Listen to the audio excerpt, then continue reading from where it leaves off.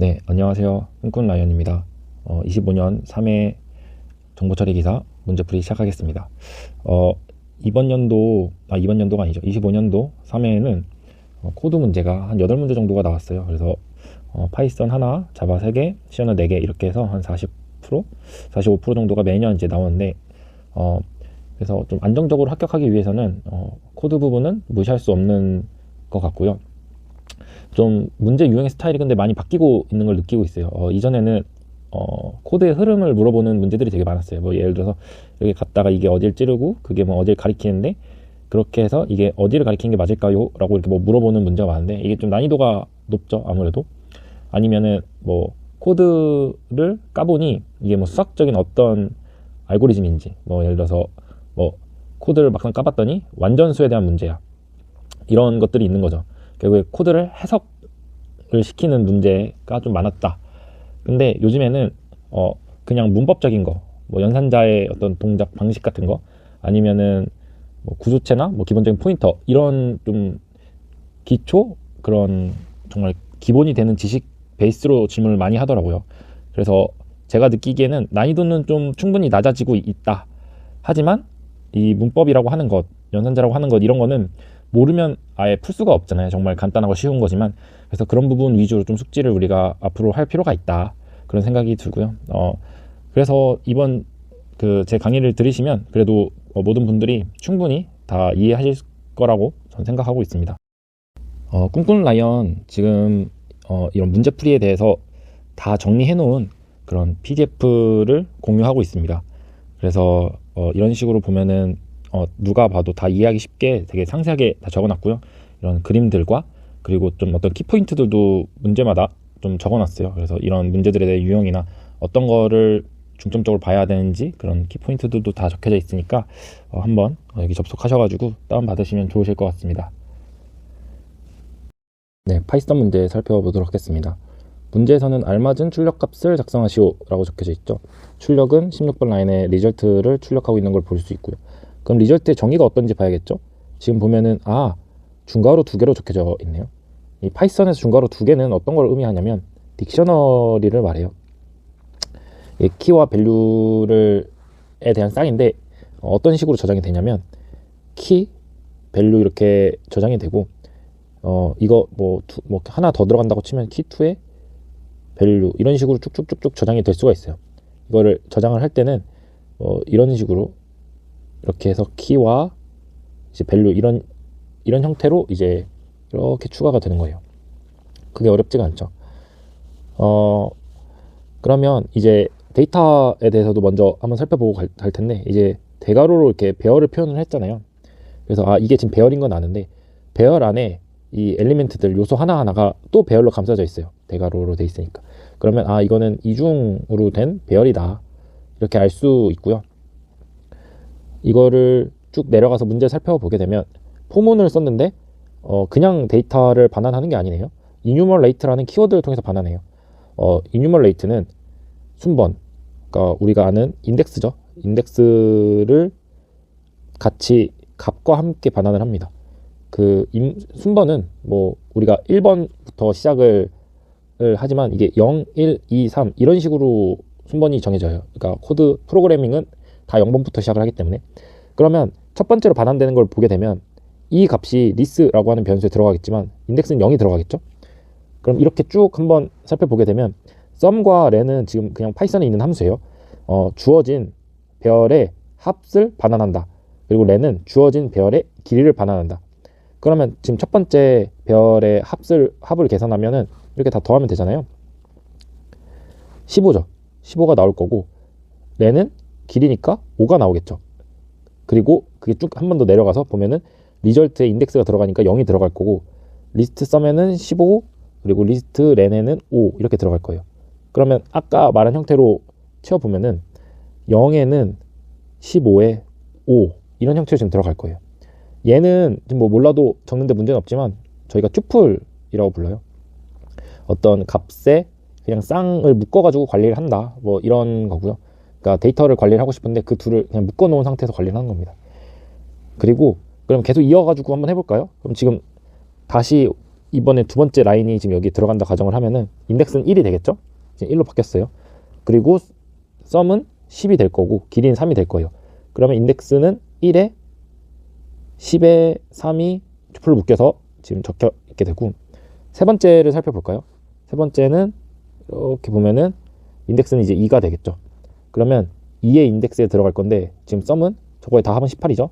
18에 길이는 5잖아요. 5. 이런 식으로 들어가게 될 거예요. 마지막에 세 번째 이어서 쓰면은, 아이고 잘못 썼네요.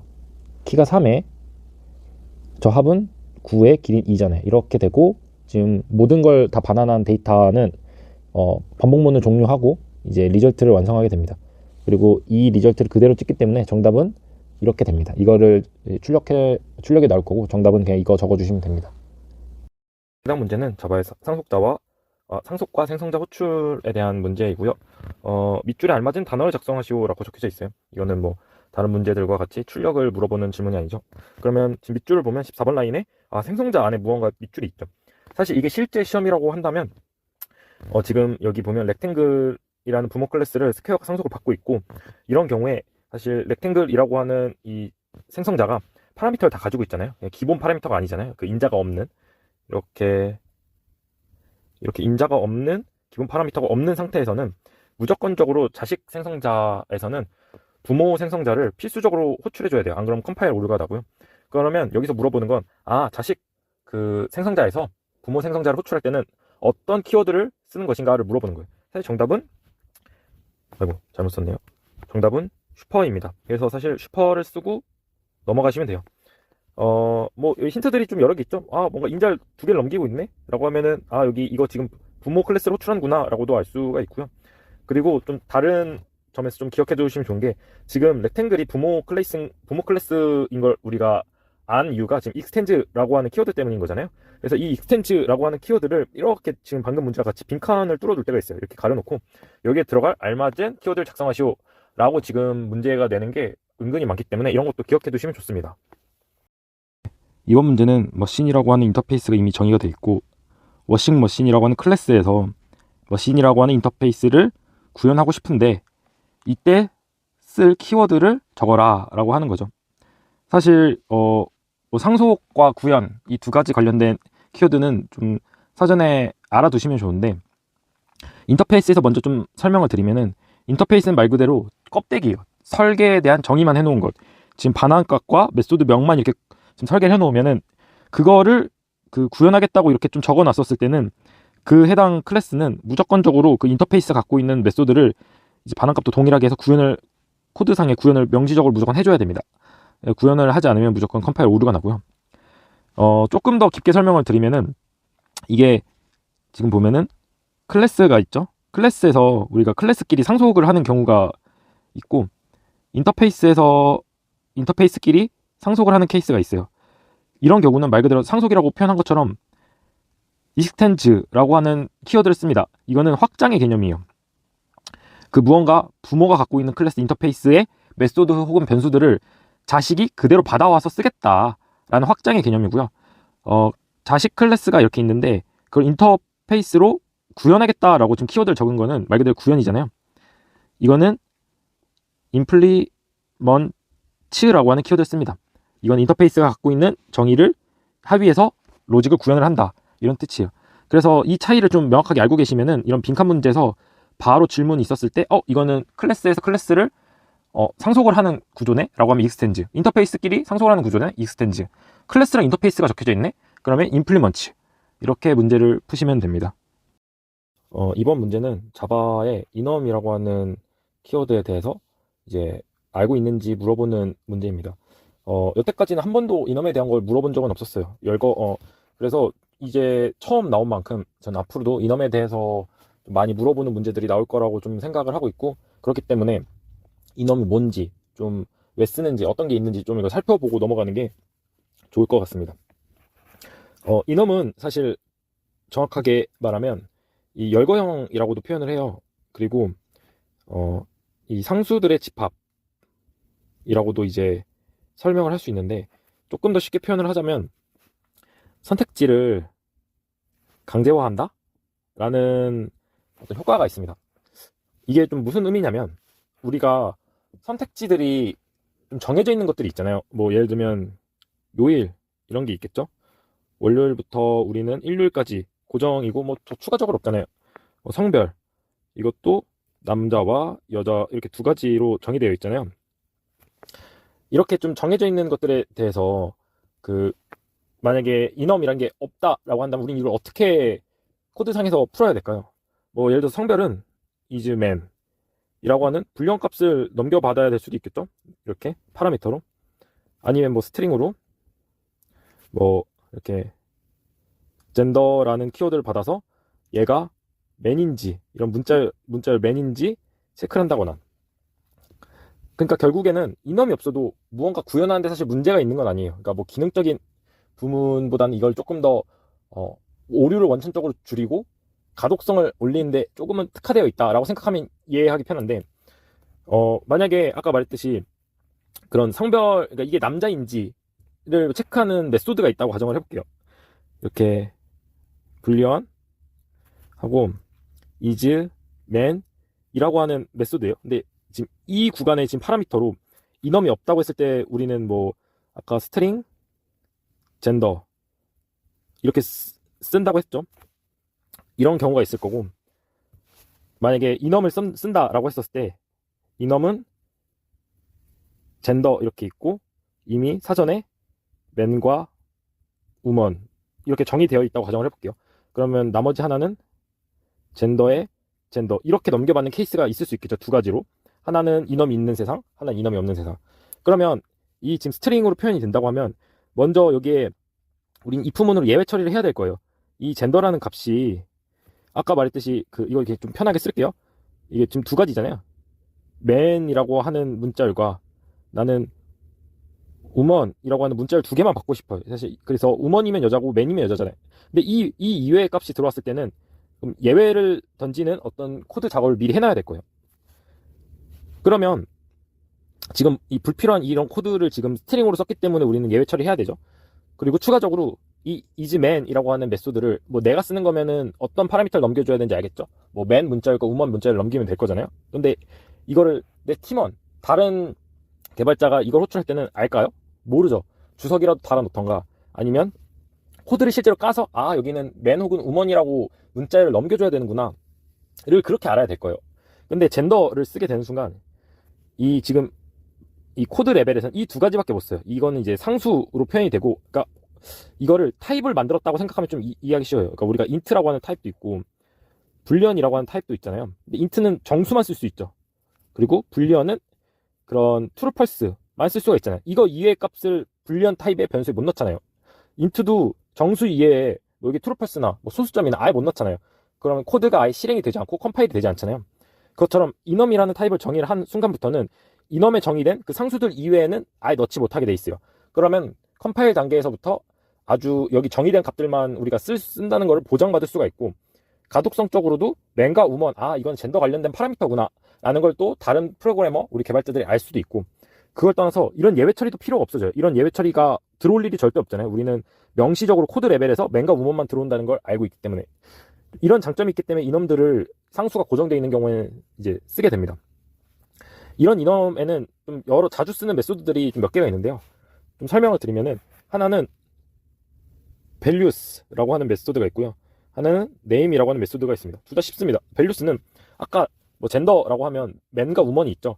values는 그 이놈이 갖고 있는 모든 상수들을 그냥 반환을 해요.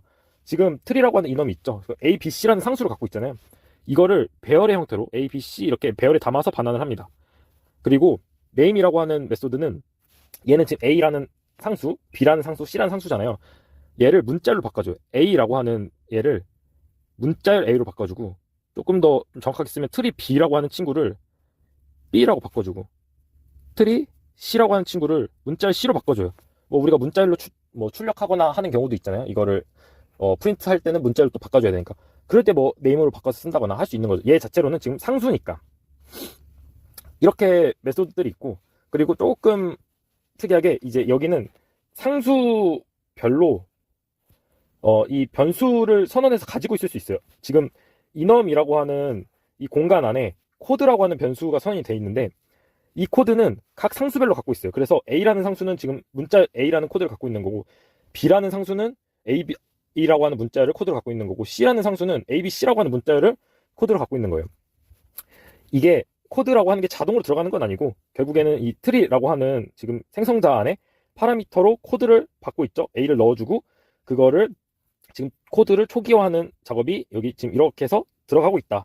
그렇기 때문에 A, B, C 상수는 각자 코드라고 하는 변수를 가지고 있다라고 봐주시면 됩니다. 그리고 메소드 코드는 코드를 반환을 하고 있죠. A의 코드는 A가 될 거고, 문자열 A가 될 거고, B의 코드는 문자열 AB가 될 거고, C의 코드는 문자열 ABC가 될 거예요. 이제 문제를 한번 풀어볼게요. 17번 라인에 트리에 T라는 지금 변수를 선언을 했고, 트리의 밸류스, 아까 모든 배열을 반환한다 했죠? 그러면 A, B, C라는 배열이 내려갈 거예요. 거기에서 인덱스 하나를 지금 뽑을 건데, 그 인덱스는 트리 A라고 하는 친구의 네임, 얘는 A가 되겠죠? 의 길이, 랭스를 반환해라. A의 길이는 당연히 1이죠. 그러면 이 ABC라고 하는 배열의 1번째 인덱스를 반환해라 라는 의미예요.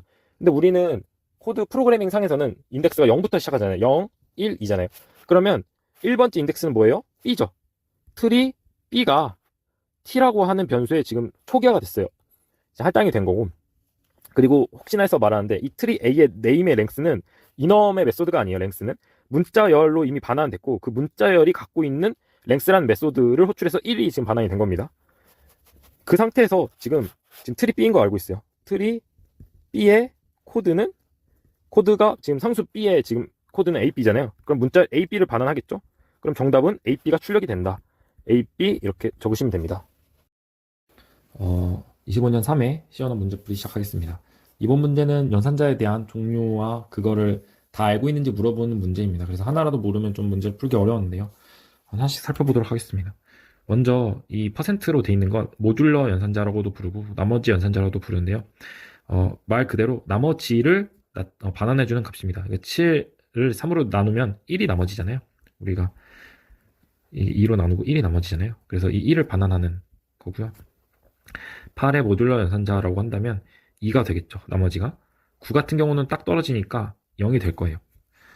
이게 모듈러 연산자이고, 그리고 이 사막 연산자라고 true 혹은 false라는 조건문에 물음표를 하고 땡땡 이렇게 하면은 true이면 왼쪽 항이, false면 오른쪽 항이 반환이 됩니다.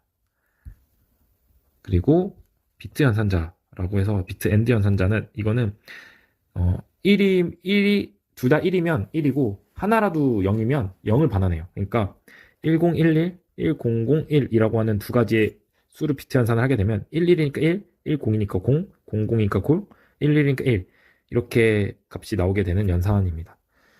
마지막으로 시프트 연산이 있어요. 그러니까 오른쪽 시프트, 왼쪽 시프트 연산이 있는데, 만약에 1, 0, 1을 오른쪽 시프트 연산을 한다면 오른쪽으로 다 한 칸씩 이동하는 거예요. 그러면 얘를 한 칸씩 이동하면 얘는 마지막이니까 사라지고 그럼 110만 남게 돼요. 근데 보통 네 자리를 맞추니까 0110 이렇게 표현이 되고요. 만약에 1101을 오른쪽 시프트를 한다면 그냥 오른쪽에다 0을 붙이면 돼요. 근데 보통 네 자리씩 끊으니까 0001에 1010 이렇게 표현을 하게 됩니다. 이 상태에서 한번 문제를 이제 풀어보면은 그 4번은 A에 7을 지금 할당을 해줬고 B는 4에 이렇게 할당을 해줬잖아요. 그리고 리절트는 할당하지 않고 그냥 무언가 선언만 하고 얘를 나중에 출력하겠다 정도만 우리가 지금 알 수가 있어요. 이 상태에서 지금 B 모듈러 3, 그러니까 4의 모듈러 연산자 3은 우리가 1인 걸 알 수 있잖아요. 그러면 1이 3보다 크냐에 대한 이제 작냐라는 거에 대한 문제이고 3보다 작잖아요. 그럼 얘는 true죠. 그럼 이게 true면 왼쪽 항이 반환된다 했죠. 그럼 리절트에 2가 들어가요. 그럼 9번 라인을 보면 2의 비트 연산자에 2의 시프트에 한 칸 움직여라 오른쪽으로 이런 의미가 되고, 지금 가로부터 하게 되면 2는 0010이거든요. 여기서 오른쪽으로 한 칸 움직여라 하면 이 친구는 날아가요. 그리고 다 오른쪽으로 가게 되죠. 그러면 0001이 되고 얘는 1이잖아요. 그러면 2의 비트 연산자 1의 값을 알려주세요가 되는 거고, 2는 0010이고 1은 0001이니까 비트 연산을 하면 0000이 되죠.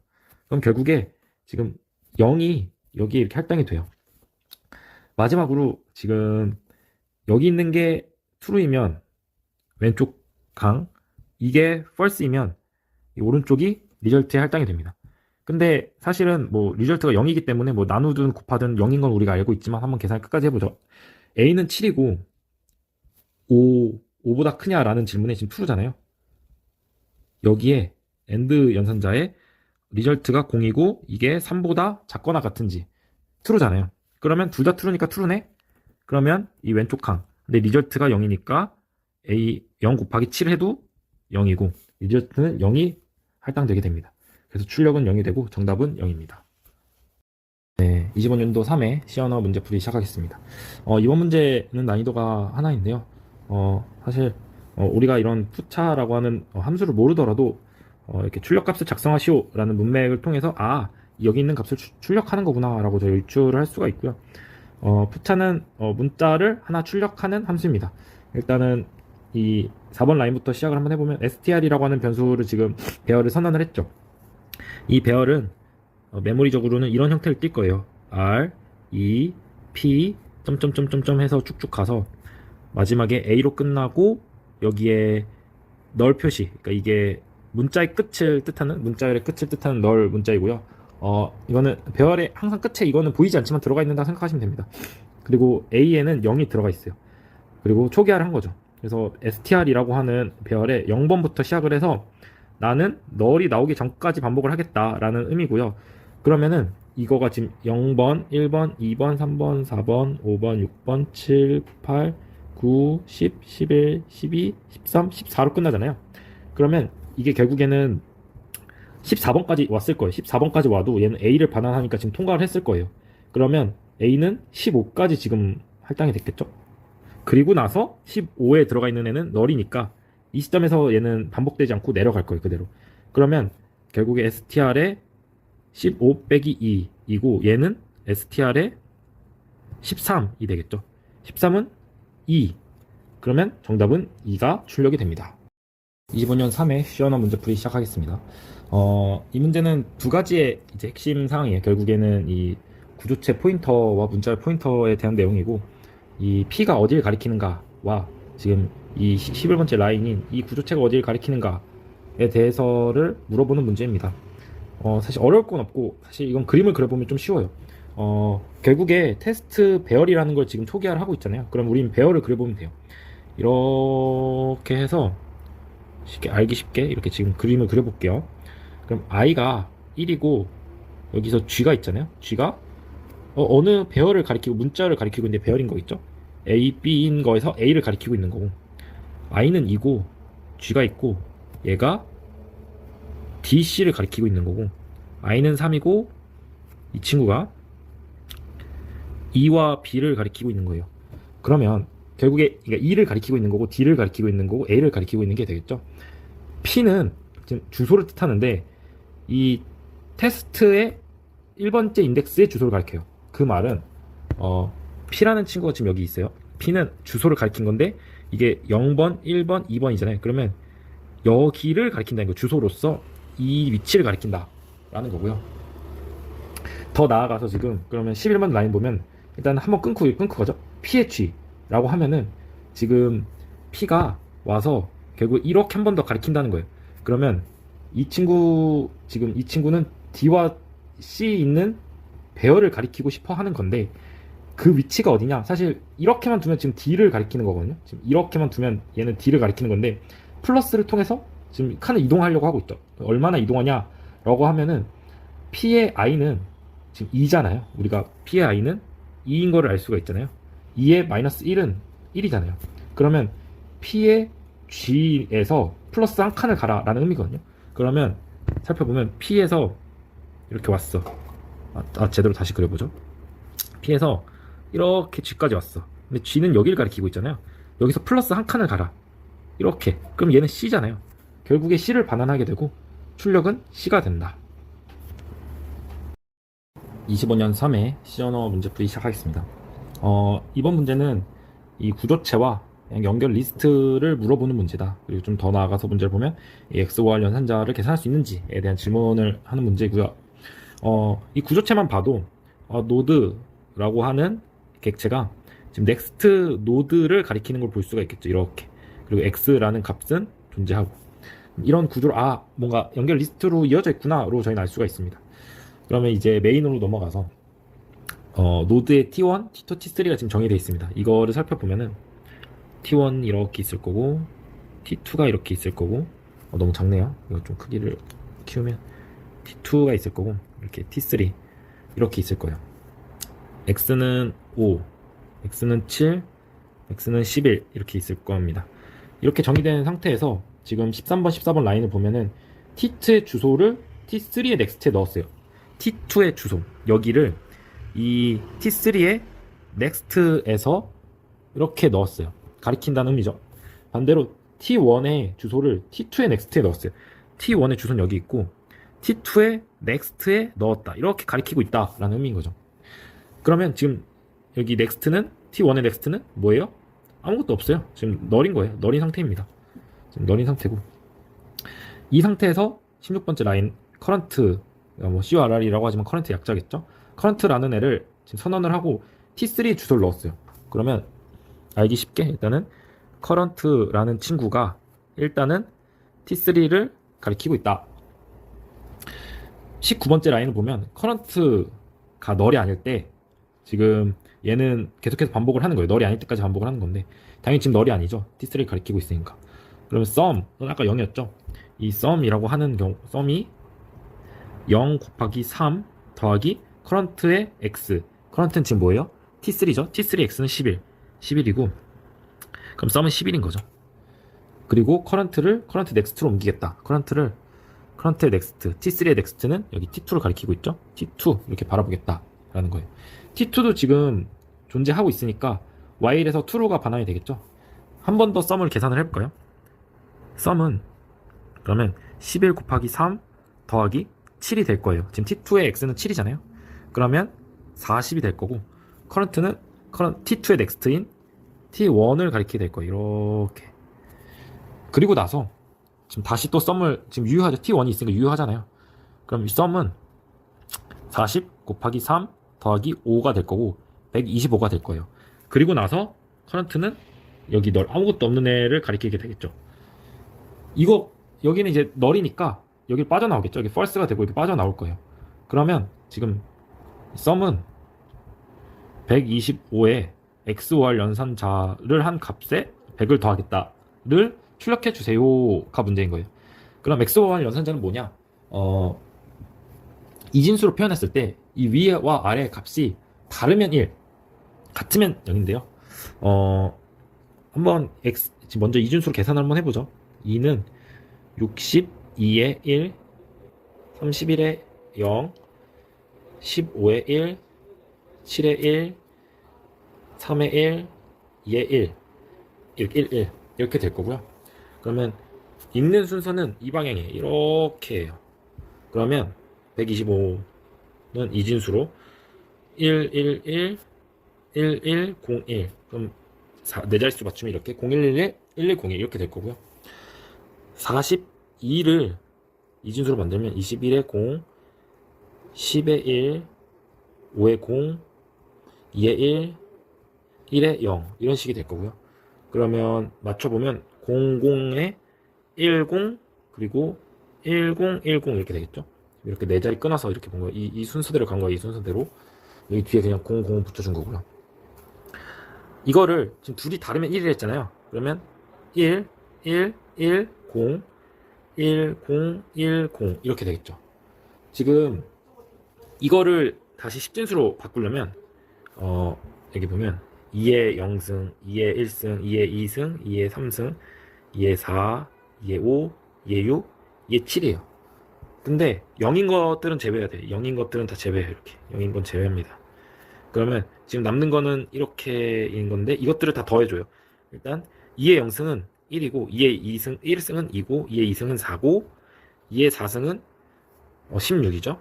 그리고 64, 2의 6승은 64고 이걸 다 더하면은 지금 70, 80에 84, 86, 87, 87이 나와요.